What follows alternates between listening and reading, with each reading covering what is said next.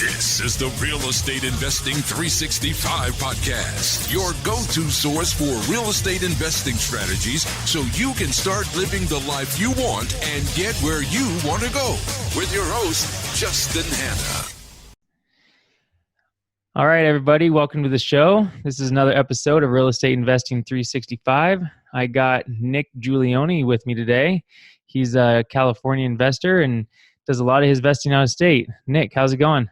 Hey, I'm doing very well. I appreciate you inviting me on. Yeah, Nick, no problem, man.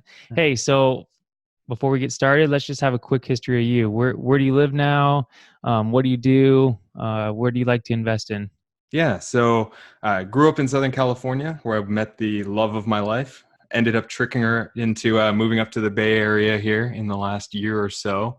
And currently work as an e-commerce channel manager for a large tech company. We're dinks. We've got 2 dogs, and we're investing in the Indianapolis market predominantly right now. Okay, cool. So how long have you been with this corporate job? So I've been with this particular company for about 2 years now, but I've been in the same industry for 8 years now. So coming up on that decade mark. And you're how old? 28 years old. 28 years old. All right, cool. And just moved to the Bay Area. So the Bay Area is awfully expensive. It's kind of hard to invest down there, huh? You know, it's definitely difficult to invest here in the Bay Area. And we've actually made the decision that we're actually not going to buy our home here. It makes more sense for us to rent here in the Bay Area. And so we spend all those dollars in Indianapolis. But we actually house hacked in our previous location down in Southern California. Okay, cool. So this isn't part of what I normally ask, but since you mentioned that, you're deciding to rent instead of buy your home. And I've had this discussion with several people that they always like to buy their primary home because, they think it's a great investment, but that's not always the case, right? Because it's only an investment on paper. If the market goes down, well, you just sunk a whole bunch of money into your down payment of your primary house when maybe you could invest that money and make a return on it. Is that kind of what you guys are thinking? Yeah, that's definitely one of the major factors. We're big spreadsheet nerds. We love our Excel, and we've kind of broken it down and looked at our budgets and made the decision that, hey, if we bought up here in the Bay Area, our mortgage might be $4,000-$5,000, whereas our rent would be probably less than that in most cases. So we looked at it from a cash flow perspective, number one. And a lot of people would still look at that as wasting money on a monthly basis.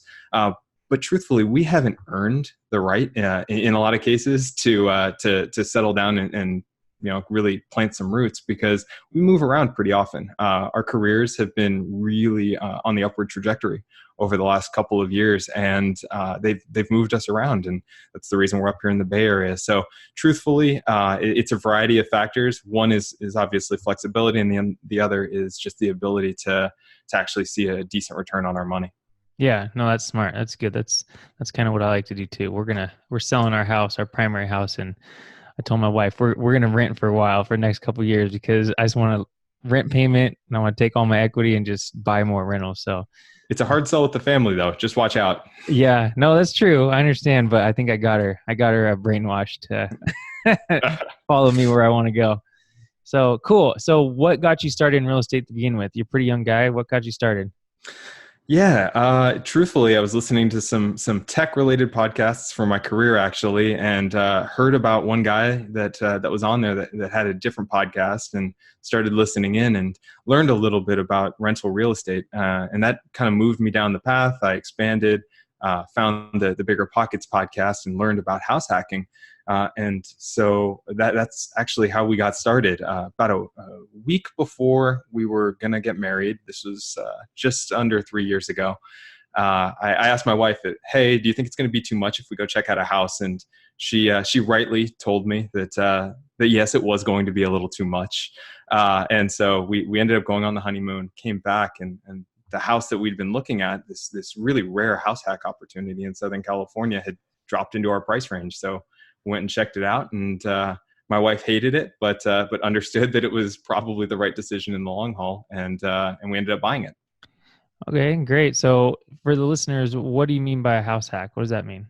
Yeah, so that is kind of a loose term in a lot of ways. A lot of people view it that you have to have your entire housing payment covered by the rents of other people living in the house along with you. We didn't view it that way. We viewed it as essentially subsidizing our ability to live in the home. So in this case, it was a mother-in-law suite that had a completely separate entrance to the house. So we were able to rent that out and have somebody cover a little bit more than half of our mortgage while we lived in the larger, nicer portion of the house. A lot of people do house hacks in duplexes, triplexes, quads.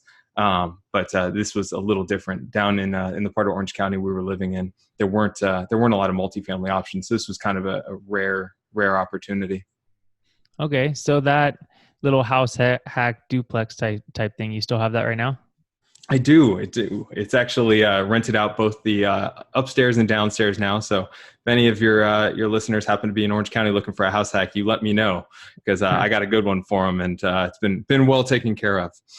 Okay, so we're gonna dig a little deeper on this deal, since this was your first deal, and I know you've done plenty more deals since then. But so since this was going to be your primary residence, what type of loan did you get for this property? Yeah, so in this case, we were really lucky. We were able to do a 20% down loan, but actually a large part of that 20% was helped out by our families, who essentially carried a secondary note for us. So it was just a conventional loan with the bank, and then we actually paid our parents back pretty darn quick on that one. Okay, good. Yeah, so you guys, that was nice that you're able to do that and actually do 20% down, so you're able to avoid some of the extra finance fees and none of those PMIs. Truthfully, we were going to go that direction, but our families opted to help us out of the goodness of their hearts. Okay, great. Yeah, that's nice. So, how did you find this deal? Yeah, so this was a Zillow situation where I was looking at the different filters and was looking for something that either had mother-in-law suite, apartment, anything along those lines that would indicate that it was a potential house hack opportunity. And truthfully, I found maybe two within like a 20-mile radius. It was crazy just how few there were. So when this one actually fell within our price range, we were pretty thrilled, and worked with an agent who was probably a little greener than I should have been working with, but she was sweet. She helped us get in the door. Okay, cool. So if somebody wanted to do the same exact thing, the first thing, the reason why you bought this property is because you didn't know anything about real estate investing, and then you listened to a podcast and it had a guy on there that started talking about real estate investing. So you said, "Hey, that sounds intriguing." So then you listen to more podcasts, realized that you needed to find a realtor and you needed to buy something that would make you a little bit of money. So you just started looking for properties. You found this property, checked it out, ended up looking good, and you put an offer on it. Yep. Yeah, you absolutely nailed it. All right, sweet. So, I mean, that's some good basic steps for somebody that wants to get started. I mean, it's just pretty much just taking action, right? You have to go start looking, I guess. Yeah, you have to start actually getting out there, getting in some properties, seeing what's within your price range, and kind of figuring out if if you can afford it, and really secondarily to that, how you can afford it. So we were probably not going to be able to justify buying a single family house in Southern California. It just didn't make sense from a dollars and cents perspective, but we really wanted to. So we ended up finding a way to do it through the house hack opportunity. Okay. Did you manage the tenants on your own, or did you get a property manager? I managed them. We got really lucky with a couple of incredible tenants, but when we moved away, we actually hired a property manager to take care of it for us. I wasn't willing to do that from a distance. Yeah. Okay. So was there any key factors that really stood out on you getting that deal? Like anything that you're really happy that that's the way it went, or what was a key factor you think about that deal? Truthfully, the key factor of us getting that deal is just how much deferred maintenance there was, and we really didn't know what we were looking out for. So it was really a rough deal early on from a cash flow perspective. We had dead rats and bats, and we had roof leakage within the first year when we thought we had a couple years left on that roof. We had plumbing issues that went out to the sewer line. It was really quite terrible from an initial perspective. But in the grand scheme of things, we fixed all these things. The house is appreciated incredibly. We made it an incredible home, and we've made well into the 6 digits on the deal. But truthfully, it was a house that probably a first-time investor shouldn't have gone with, and that was really the factor that got us in there. Right. Yeah. So you probably were able to get a little bit lower price on the property, and it made the numbers work because there Yep. was some deferred maintenance and such.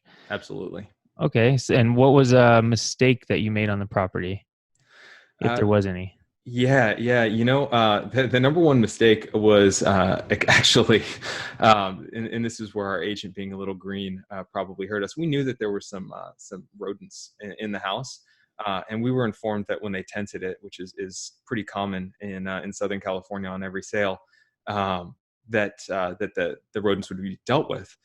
Turns out that they were, but they weren't exhumed from the home.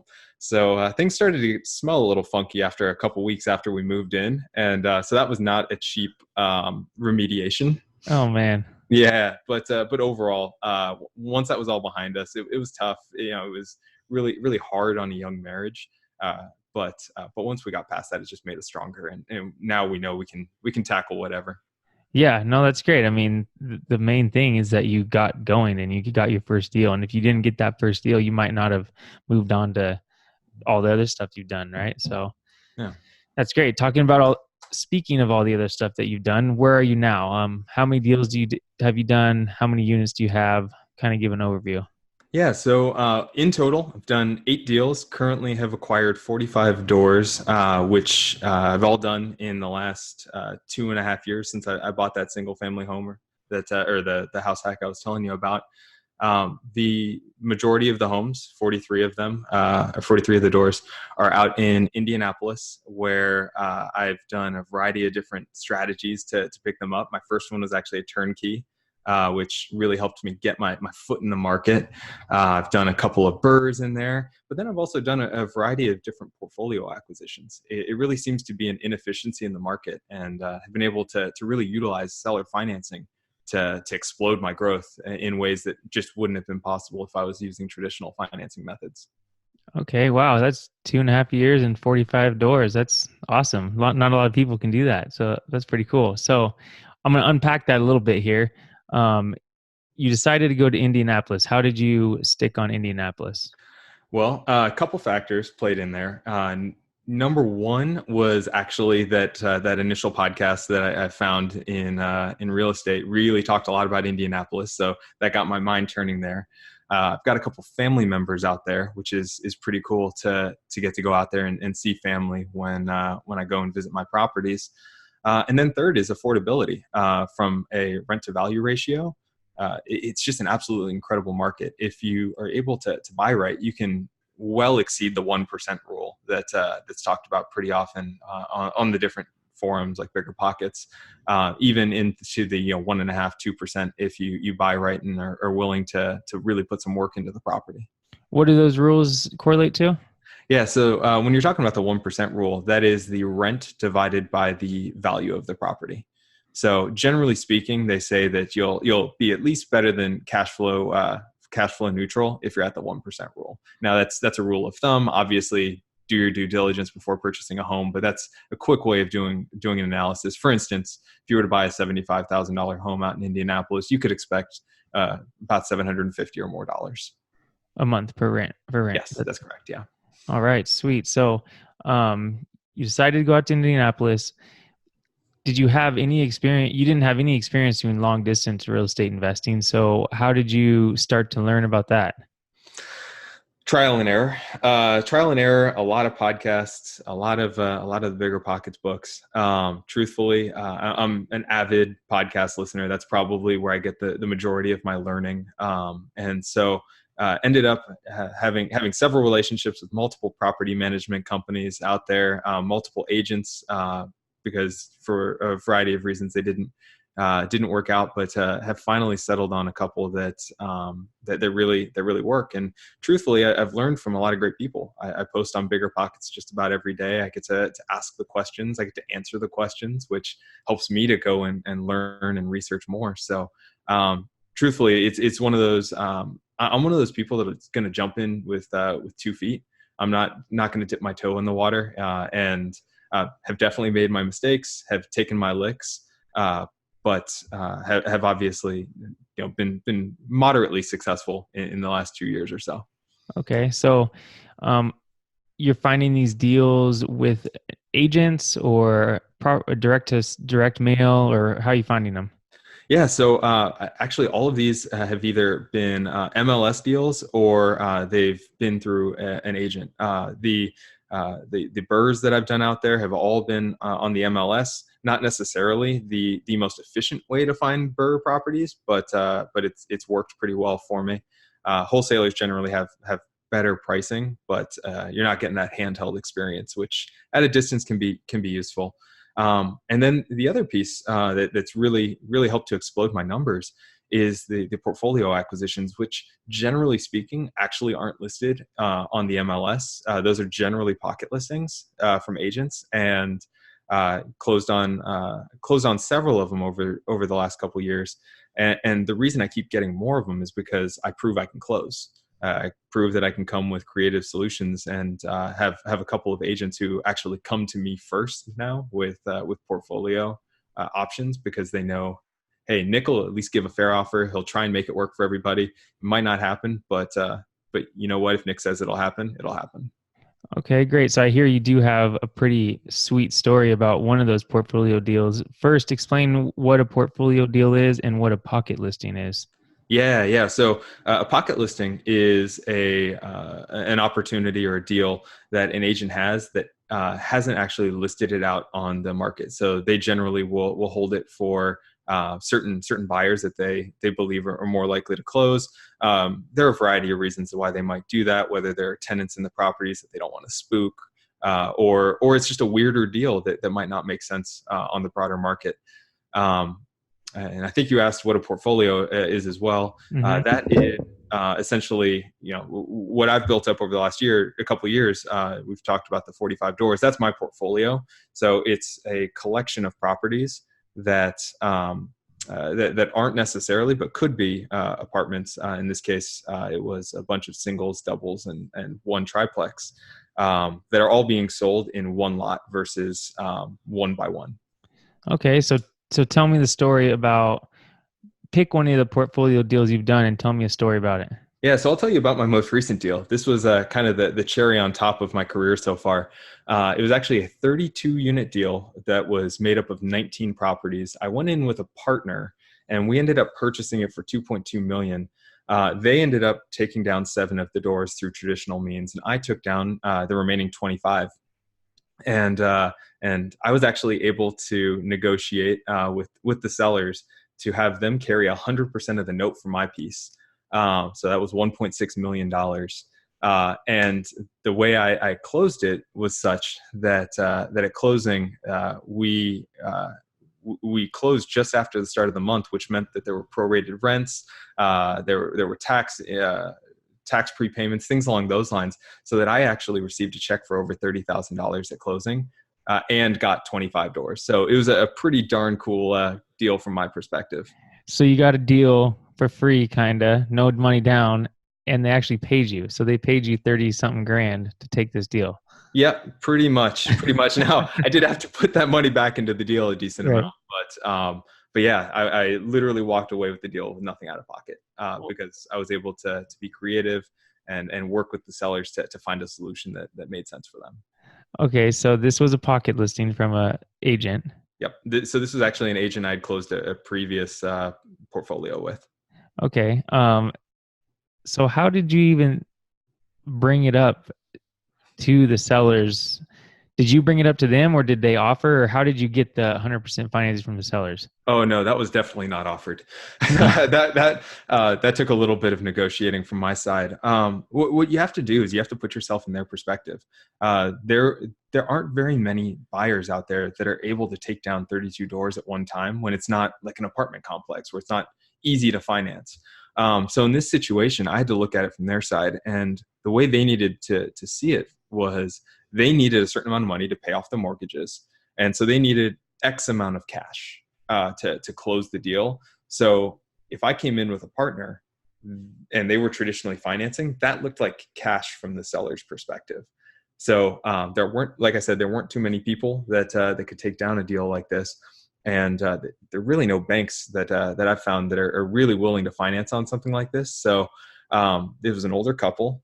They were essentially trying to even out their retirement funds and make money for the next 20 years. So I just said, hey, here's the deal. I'll essentially allow you to sell me the homes.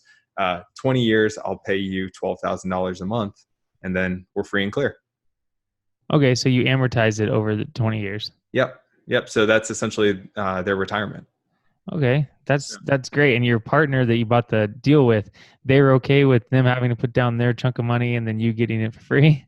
Yeah. So from their perspective, they got a great deal. They got awesome equity, immediate equity on the purchase.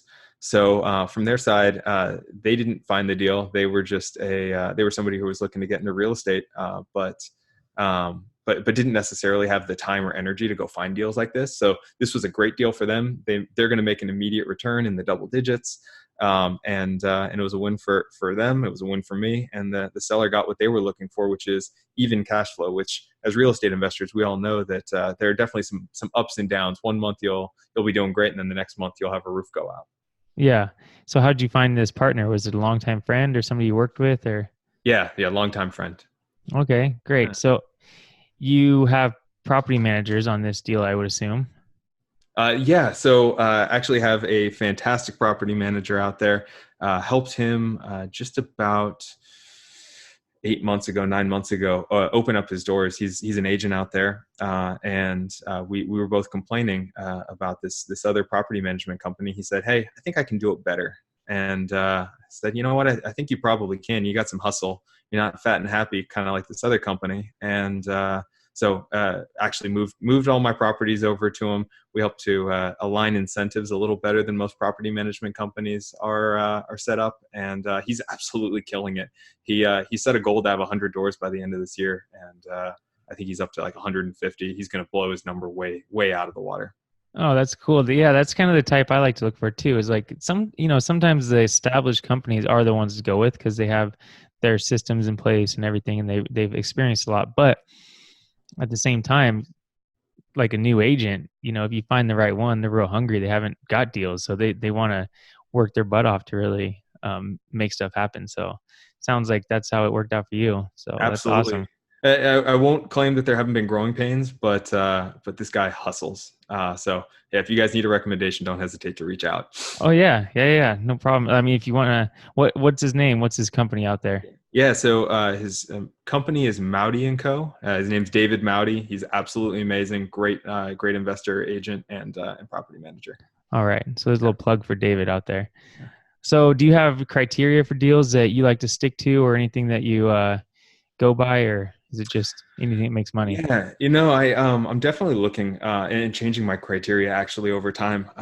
As you guys may or may not be aware, it gets harder and harder to get loans the more properties you have. So my fraud report looks absolutely terrible whenever I go apply for a loan, and that's something that they pull to make sure that you're not a criminal or anything like that, and they're not loaning to somebody who's going to just burn the cash. So it takes me a lot longer to get financing at this point. So I'm generally looking to move out of my lower cost properties and into higher end properties with all of those Fannie and Freddie loans, simply because that's the only way it really makes sense from a time perspective on my side.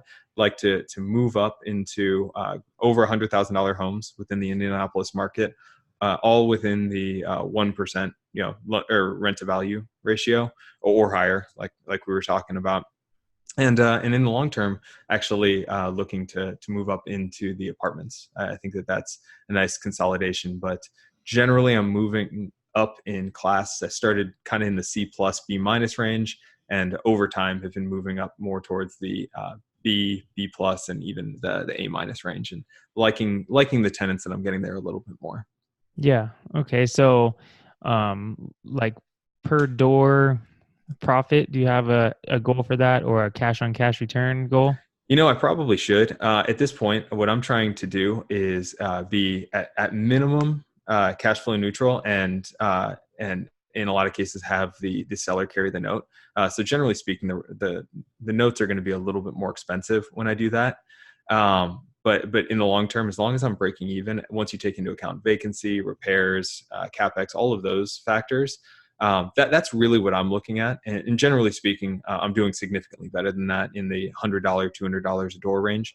But as long as I'm able to secure long-term financing in the deal, then I'm a little less picky at this point. Okay.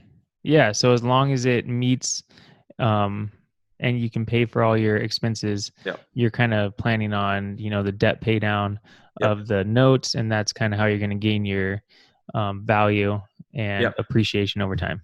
Appreciation, inflation. I mean, every time inflation goes up another point, that's money in real estate investors' pockets that are leveraged. So I tend to believe that inflation is not going away anytime soon. Yeah. Okay. Great. All right. Well, so you kind of already went over this next part, which is kind of where you're headed. So you're headed towards bigger, like small to medium sized apartment complexes is the direction you want to go. Yeah. Yep, that's correct. Yeah, I'm starting to do some underwriting on those kinds of deals. I got a couple partners that I want to work with that are looking to do those along with me. And truthfully, where I'm headed, I'm going to get up to 100 doors. I'm going to get up to $100,000 of rental income top line per month. That's kind of my long-term goal. And then more immediately hoping to hit that FI number where retirement is optional. I've got a really cool job, like what I do. But should that ever change, would like to have the flexibility to walk away. Yeah, that financial independence is key, and that's what I'm looking at right now too. So I'm close, but not quite there yet. So I think you're closer than I am. No, I don't know. You got 45 doors, so doing awesome. Okay, cool. So next 5 years, I'm gonna be looking for Nick here to have 100,000 in gross rental income. I assume that's acceptable. Right? That's a fair goal. Yeah. Okay, cool. Yeah. So, what are some resources that you like to use? Resources as far as like, where do you like to learn the most about real estate? Is it podcasts or books or blogs or forums? Where would that be? Yeah, so this is kind of just a baloney answer, but I'm going to just say Bigger Pockets in general. If you guys are listening to this and you're not involving yourself in Bigger Pockets, you're really wasting your time and opportunity. There are podcasts there if that's how you like to learn. There are books that are absolutely fantastic. I've read every single one of them. They're awesome. The forums on there are fantastic. You can basically look for any question that you might have. Somebody's asked it. So you don't have to be the dumb guy in the room asking the question. You can just kind of see all the answers, or you get to go up there and answer questions, which makes you learn it yourself. And then on top of that, networking. I've made a ton of friends who I text, I call, I email every single day through Bigger Pockets. So really, that's the number one resource that if you're looking to do stuff in real estate, that's where you need to be. Yeah, no, I agree. Bigger Pockets is it's growing so big, and it's endless resource for real estate investing knowledge. It's just nonstop. So that's a good resource to have. More than you can ever learn. More, yeah. I mean, there's people on there that have done 5,000 5,000 units. They have $500 million in properties, and there's people like you and me that have, a handful, and then there's people that haven't done any. So it's a great place to great place to go. So do you have a favorite app? Anything that makes life way easier? One favorite app that's better than all the rest? I do. It's called OmniFocus. It's a project manager, to-do list application. Like, I think Todoist on steroids, reminders on steroids. There is absolutely no way that I would have been promoted multiple times over the last couple of years, acquired several millions of dollars of real estate, and been nearly as good a husband, friend, family member if I didn't have that application. I'd basically dump my brain into there, and I just do whatever it tells me to do.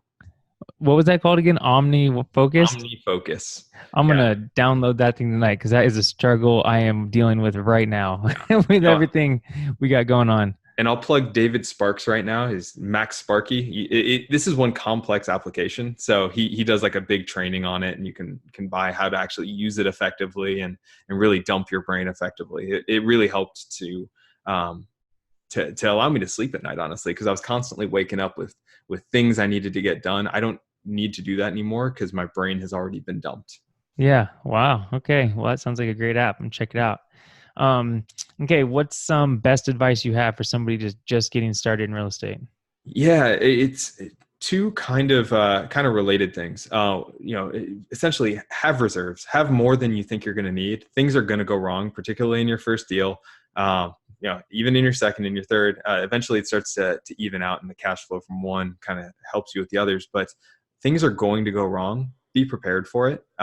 We definitely weren't ready in our first house hack. We got lucky. We got lucky that we were well paid and could cash flow a lot of the issues ourselves. But it could have been a bad situation. So be prepared from that perspective. Don't cheap out. Do it the right way, and make sure that the people that are helping you, that do things for you, are well compensated. It all comes back around. Your reputation is everything. And if people are well compensated when they work with you, they're going to want to work with you again in the future and bring you opportunities. Yeah, that's a great tip. Yeah. And that's good too, because a lot of podcasts and different things you listen to, you sometimes get the feeling that everything's all peaches and roses out there and these people are making money left and right. But, there is some things that can come up and bite you. So definitely having the reserves and doing your due diligence is great advice for sure. Absolutely. Oh, and always get the main line checked. The main line, this main sewer line? Always get it checked. If you can't afford to do it, you can't afford to buy the deal. Yeah. Okay. Why? Because you could have some big issues, right? It's a big ordeal to tear it out and go to the street. And absolutely, yeah. That's I know. I just got hit with a $7,000 one. I had a friend that got hit with a 15. Like it can get rough. Yeah. Okay. Great tip there. Yeah. Okay. So a mindset tip. What's something that sometimes you're just feeling down, you're not feeling motivated, you're kind of losing your interest or you're focused. What's something you do to get realigned and back on track? Yeah, so it's something I do every single day, actually. I do it first thing. Once I hit the office, I get there nice and early. I've got some time before everybody else gets there. It's just to write down my goals and 3 things I'm thankful for. It really helps to align me of why I'm doing what I'm doing, kind of what steps I need to take to get there. And we all deal with hard things on a daily basis. If you remember why you're dealing with it, why you're doing what you're doing, it makes it a whole lot easier, because your goals are, once you've defined them, once you make them an inevitability, they're going to happen. So it's just a matter of keeping your eye on the ball and really going and getting them. Yeah, that's great. Okay. So what about influencers or somebody online that you like to follow and take after? So yeah, I'm a really bad millennial, truthfully. I'm not much for social media, but I guess the closest thing that I have to stalking somebody online that I really appreciate is actually David Green. And don't tell anyone here, but I was able to sneak my way onto his mastermind and quickly worming my way into his circle a little bit. All right, yeah, that's great. David's a awesome dude to follow, and hopefully we can all be like him someday. Absolutely. Okay, so Nick, is there anything else you'd like to add? Anything else, final closing advice or tips or anything? Yeah. I guess kind of the number one thing that I have to share is to really have empathy. Really try and put yourself in the shoes of the people around you. Because once you understand what motivates them or what their pain points are, you're able to get creative. You're able to really come up with some solutions that you wouldn't have thought of. It allows you to negotiate on the actual important points. So just really stop and try and interact with and learn from the people around you, because you never know what kind of opportunities are going to come from that. Yeah, that's great. That's kind of comes from, we just talked about this the other day, right? Tony Robbins says the 6 human needs. Maybe that's something that all the listeners should check into and really take note on. But that's great advice. Absolutely. They should definitely check it out. I'm still learning about it, but yeah, definitely an inspiring guy. Yeah, for sure. All right. Well, Nick, where can people find out more about you or what you're doing, or get advice from you? Yeah, you can follow me on Bigger Pockets. I generally post about all the deals I'm doing up there. You can find me on my profile, or you can reach out to me at nick@giulioni.com. I'm sure it'll be in the show notes here. My last name has a lot of vowels. It's tough to spell, but would love to chat with anybody. My greatest moments are getting to help other people start their journey. So please don't hesitate to reach out. Right on. Thanks, Nick. And yes, you're right. Everything we talked about here will be in the show notes. And Nick, thanks for coming on. I appreciate it. Thank you, Justin. I appreciate it. All right. Talk to you later.